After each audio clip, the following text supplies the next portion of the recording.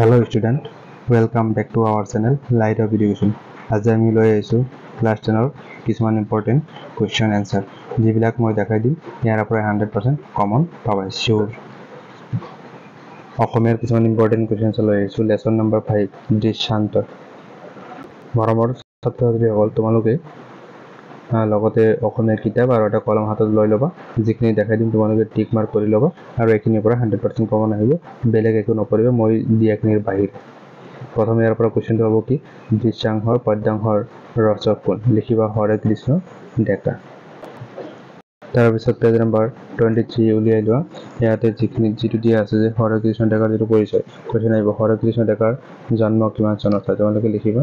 1943 চনত 1943 চনত তাৰ পিছত কোৱেশ্চন আহিব যে হৰে কৃষ্ণ ডেকা দা সেন্টিনেল কাকত আৰু গৰিয়সী আলোচনীৰ সম্পাদক আছিল কোৱেশ্চন আহিব যে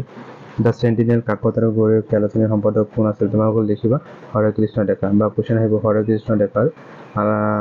কোন দুখন আলোচনীৰ সম্পাদক আছিল লিখিবা দা সেন্টিনেল কাকত আৰু এটা কি গৰিয়সী তাৰ পিছত কোৱেশ্চন আৰু এটা আহিব যে হৰে কৃষ্ণ ডেকাৰ একমাত্ৰ উপন্যাসখনৰ নাম কি তোমালোকে লিখিবা আগন্তক নেক্সট 24 পেজ উলিয়াই লোৱা ইয়াতে কোৱেশ্চন হ'ব তোমালোকৰ যে হৰে কৃষ্ণ ডেকা 1987 চনত সাহিত্য একাডেমী বঁটা 1996 চনত কথা বঁটা আৰু 2010 চনত অসম উপত্যকা সাহিত্য বঁটা লাভ কৰে কোৱেশ্চন আহিব যে হৰে কৃষ্ণ ডেকা কিমান চনত সাহিত্য একাডেমী বঁটা লাভ কৰে তোমালোকে লিখিবা 1987 তাৰ পিছত কোৱেশ্চন আহিব হৰে কৃষ্ণ ডেকাই কিমান চনত কথা বঁটা লাভ কৰে লিখিব 1986 চনত বা কোৱেশ্চন আহিব হৰে কৃষ্ণ ডেকাই কথা বঁটা কিমান চনত লাভ কৰে 1986 চনত বা 1986 চনত কোনখন বঁটা লাভ কৰিছিল তোমালোকে লিখিবা কথা বঁটা আকৌ হৰে কৃষ্ণ ডেকাই কিমান চনত অসম বঁটা লাভ কৰিছিল লিখিবা তোমালোকে 2010 চনত আৰু নহলে বেলেগকৈ আহিব যে হৰে কৃষ্ণ ডেকাই অসম উপত্যকা সাহিত্য বঁটা কিমান চনত লাভ কৰিছিল 2010 চনত আৰু এটা কোৱেশ্চন কি হৰে কৃষ্ণ ডেকাই 2010 চনত কোনটো বঁটা লাভ কৰিছিল তোমালোকে লিখিবা অসম উপত্যকা সাহিত্য বঁটা লাভ কৰিছিল তাৰ পিছত যেটো তলত যিখিনি দিয়া আছে যেটো লাইন কবি হৰে কৃষ্ণ ডেকাৰ দৃষ্টান্তৰ কবিতাটোত কোনটো ৰূপ প্ৰতিফলিত হৈছে বুলি কোৱেশ্চন আহে লিখিবা সামাজিক জীৱনৰ ৰূপ প্ৰতিফলিত হৈছে আৰু বনামৰ ছাত্ৰ-ছাত্ৰীসকল শব্দৰ অৰ্থ যিখিনি দিয়া আছে তোমালোকে সেইখিনি কৰিবা তাৰপিছত প্ৰশ্নাৱলী তাহা প্ৰশ্নাৱলী কোৱেশ্চন নম্বৰ 1 ৰ ক দিয়া আছে কি কবিয়ে কিমান বছৰৰ আগতে মানুহজনক লগ পাইছিল important question next page number 25 ঘৰটো চাবা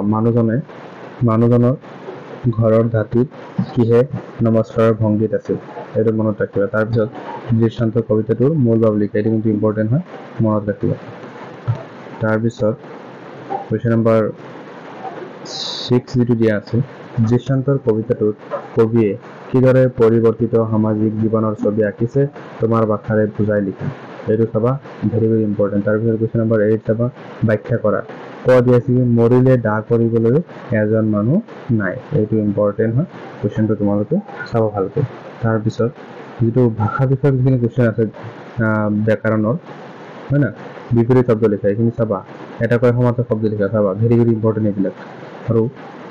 গ্ৰামাৰৰ ওপৰত ব্যাকৰণৰ ওপৰত আমি নতুনকৈ এটা ভিডিও লৈ আহিম সেইখিনিৰ পৰা তোমালোকে চাবা 100% সেইখিনিৰ পৰা কমন পাবা মৰমৰ ছাত্ৰ-ছাত্ৰীসকল মই যিখিনি তোমালোকক দেখাই দিছো ইয়াৰে মাজৰ পৰা যদি কোনোবা এটা কোৱেশ্চনৰ এনসাৰ তোমালোকে নপোৱা মোক কমেন্ট বক্সত কমেন্ট কৰিবা আৰু মই WhatsApp যোগে তোমালোকক পঠিয়াই দিম ডেসক্ৰিপচনত WhatsApp নম্বৰ দিয়া আছে তাতে মেছেজ কৰি মই PDF যোগে তোমালোকক এনসাৰখিনি মই পঠিয়াই দিম আৰু মৰমৰ ছাত্ৰ-ছাত্ৰীসকল তোমালোকে সাপোৰ্ট কৰিলে আমি ভিডিঅ'বিলাক দি থাকিব পাৰিম আৰু মনত অলপ শান্তি লাগিব হয় না তেতিয়া ভিডিঅ'খিনি কৰি আমাৰ ভাল লাগিব আৰু ইম্পৰ্টেন্ট বস্তুবিলাক তোমালোকে পাই থাকিবা আৰু তোমালোকৰ কি হ'ব সহজ হৈ যাব ইমান বেছি পঢ়িব নালাগে অলপ পঢ়িলে তোমালোকৰ কি ৰিজাল্ট ভাল হৈ যাব thank you watching the video